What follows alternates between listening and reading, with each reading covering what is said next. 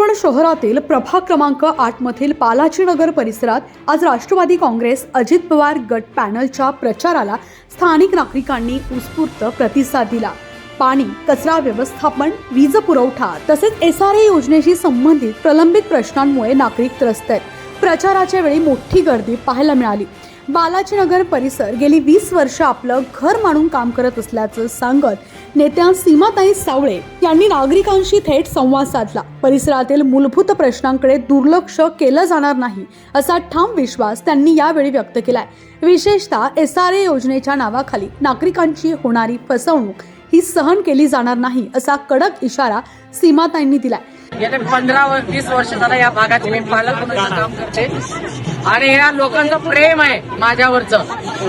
आणि तसं म्हणजे याच इलेक्शनला नाही तर सर्व इलेक्शनला हे असंच असतं। आणि मी नुसतं रॅली करायची म्हटलं, मी घरोघरी भेटी द्यायच्या म्हटलं तर घरातला प्रत्येक माणूस सोबत येतं, त्यामुळे कुणाला भेट द्यावी असा मला प्रश्न पडतो वारंवार। आणि आजही तुम्ही ते बघू शकता, आज आमच्या चौघांच्या विजयावरती शिक्कामोर्तब झालेला आहे।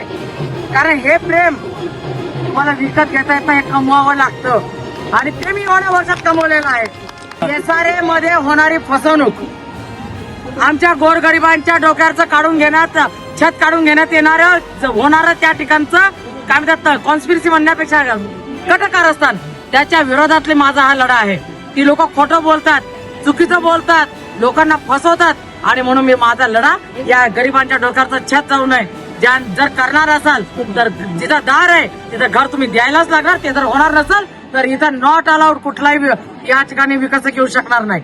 विकासाच्या नावाखाली जर कुणी सर्वसामान्यांची दिशाभूल करत असेल तर त्याला कोणत्याही परिस्थितीत मोकळं सोडणार नाही अशा शब्दात त्यांनी आपली भूमिका स्पष्ट केली आहे। निवडणूक ही केवळ सत्ता मिळवण्याची प्रक्रिया नसून नागरिकांच्या मूलभूत प्रश्नांवर ठोस निर्णय घेण्याची जबाबदारी असल्याचं सांगत पाणी, कचरा, वीज आणि SRA यासारख्या प्रश्नांवर प्राधान्यानं काम केली जाईल अशी ग्वाही सीमाताई सावळे यांनी दिली।